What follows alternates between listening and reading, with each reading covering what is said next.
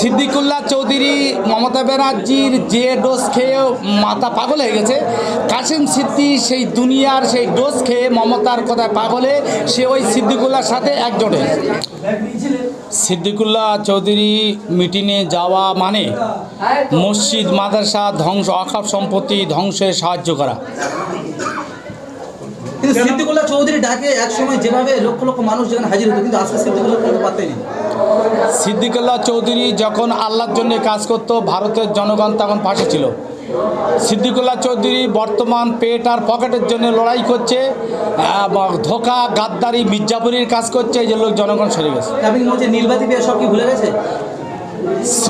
মমতা ব্যানার্জির আশীর্বাদ যার মাথায় পড়েছে তার ব্রেন শর্ট হয়েছে, সত্য কথা অন্ধ বোবা হয়ে গেছে। আর মমতা ব্যানার্জির আশীর্বাদ যার হয়েছে তার কলজে ফ্যাপসা নষ্ট হয়ে গেছে।